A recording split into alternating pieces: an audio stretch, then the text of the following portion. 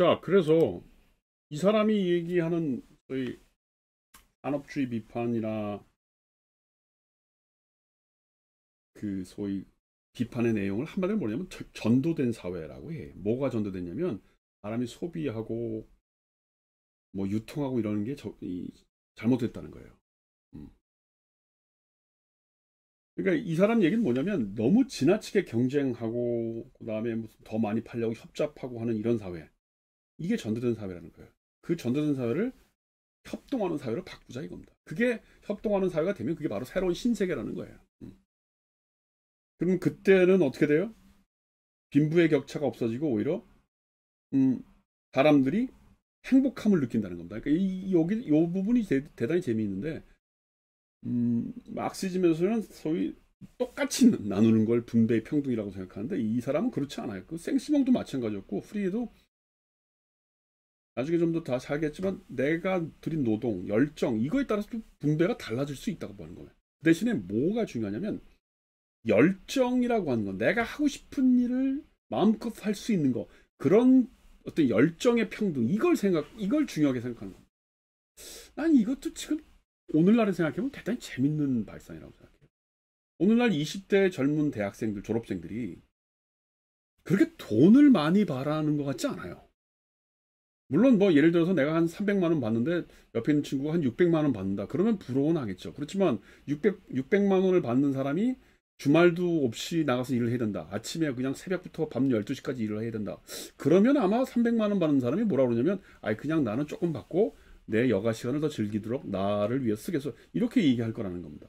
그러니까 오늘날의 이 후기 산업 사회 혹은 포스트 모던 사회에서는 물질적인 부의 평등 그 자체도 물론 중요하긴 하나. 워낙 지금 빈부격차가 심해지니까.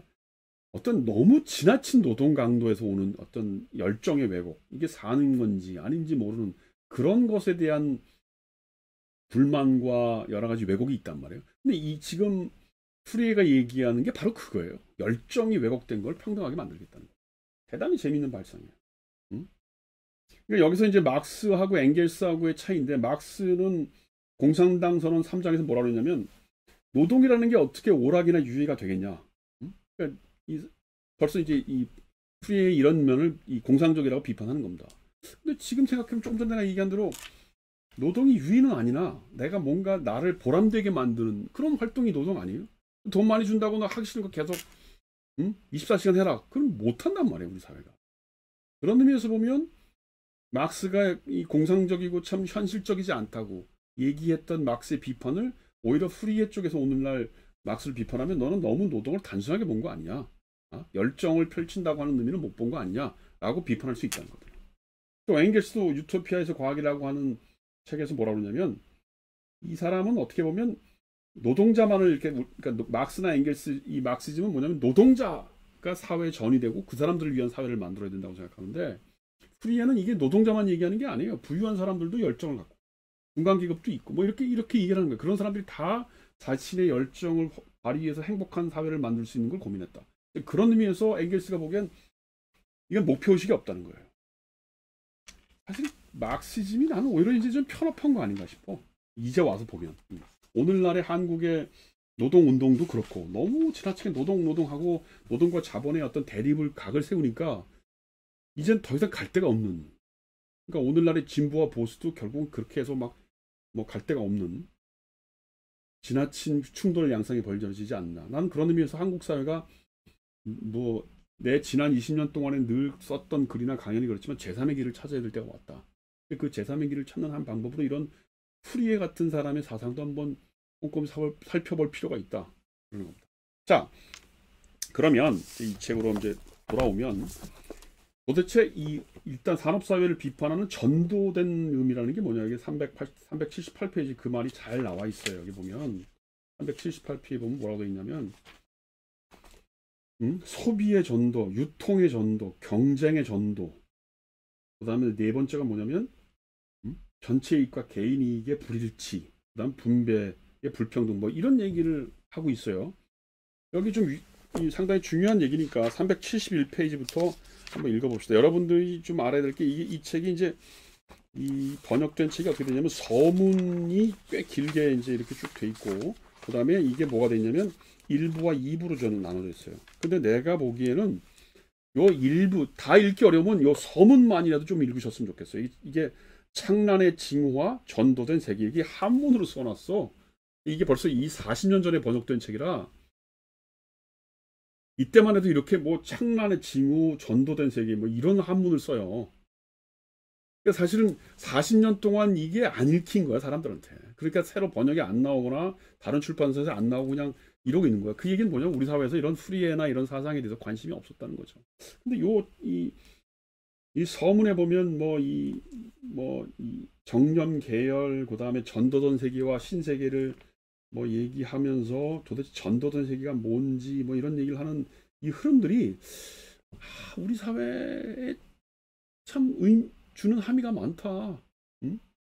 내가 좀 자조적으로 얘기하지만 한국 사회가 지난 50년, 70년을 잘 먹고 잘 살겠다고 그렇게 애를 써왔는데 지금 우리가 잘 먹고 잘 살고 있는지, 응? 그 다음에 노동자의 평등을 얘기하고 있는데 과연 노동자의 평등이라고 하는 게 그럼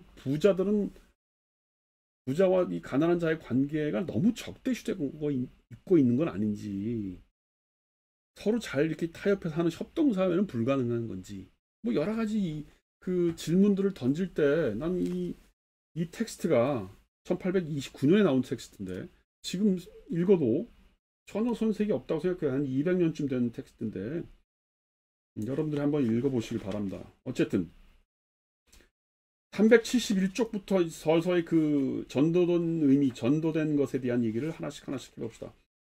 이 371페이지 보면 뭐라고 되어 있냐면 산업주의는 우리의 과학적 망상 중에서도 극히 최근의 것이다. 그것은 비례적 보수에 대한 아무런 방안도 없이 또한 생산자 혹은 임금 노동자가 부의 증대에 대한 분배를 받을 수 있는 아무런 보증도 없이 잡연히라는 말 써요. 잡연히. 쓸데없이 그런 얘기죠. 이 표현도 너무 그 한문투의 말입니다. 잡연히 생산만을 하는 정신착락 증상이다. 야, 재밌죠. 산업주의는 정신착락이라 다 미쳤다는 거예요, 우리가. 그냥 일하고 돈 벌고 이러고 돈 벌고 왜 사는지도 모르고 이러고 있다는 겁니다. 그러므로 우리는 산업이 발전한 지역에 거지가 많은 것을 볼 수 있다. 재밌어요. 지금 생각해 보세요. 우리는 지금 뭐 부산도 그렇고 서울도 그렇고 아파트가 70층, 100층짜리 올라가고 어마어마한 산업 시대에 살고 있는데 바로 그 옆에 보면 빈민가들이 더 많아. 못 사는 사람이 더 많다고. 그러니까 이런 빈부의 격차, 소비의 격차를 어떻게 볼 거냐. 자, 378페이지 봅시다.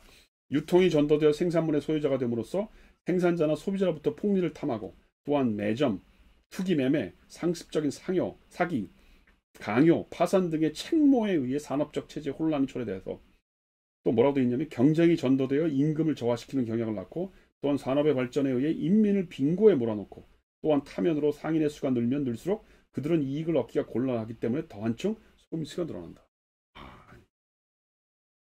재밌어. 여기 상인의 수가 늘어나기 때문에 이익을 곤란하기가 어려워서 속임수가 늘어난다. 지금 우리 사회가 그런 거 아니에요? 동네마다 다 맛집 생기고 치킨집 생기고 그러니까 도저히 이게 먹살을 수가 없어요. 3분의 1 이상은 3년을 못 버티고 다 망한다는 거 아니에요? 식당들이.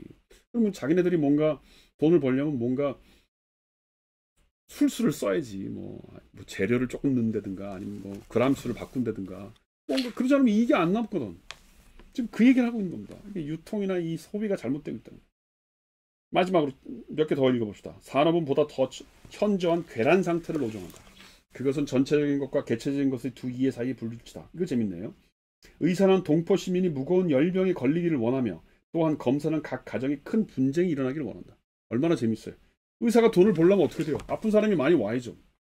그래야 돈을 벌 거 아니야. 근데 의사의 목표는 뭐예요? 아픈 사람이 없애게 만드는 게 의사의 본래 목표 아니에요. 근데 산업주의가 되면서 경쟁이 심해지니까 어떻게 돼요? 또 전체 이익과 개인 이익이 달라지니까 전체 이익으로 보면 아픈 사람이 생기면 안 되죠. 근데 개인 이익, 의사 개인의 이익으로 보면 어떻게 돼요? 아픈 사람이 많아야 병원에 오는 사람이 많고 지가 돈을 많이 번다. 지금 그 얘기하는 거 아닙니까? 대단히 재밌어요. 난 이런 걸 읽을 때마다 너무 재밌어요. 응? 건축가는 도심지의 4분의 1이 다 타버릴 큰 화재가 나기를 바라며 그렇죠. 건물이 타서 없어져야 자기가 건축을 지을 거 아니에요. 유리점 주인은 유리 창문이 모두 박살이 날 우박이 쏟아지기를 기다린다. 양법정과 양화정은 매상을 더 올리기 위해 사람들이 세겁이나 더 소모하도록 색이 쉽게 바래는 복지나 질이 나쁜 가죽의 구두를 사용하기를 원한다. 나는 지금 쓴 것 같아. 이 글이 어디 소비자 보호원 정도 수준에서 프리에란 사람이라는 이 책을 가리고 이걸 읽으면 대한민국 2021년 기점으로 어디 소비자 보호원에 투서 나온 어떤 소비자의 어떤 원망스러운 투서같이 들려요.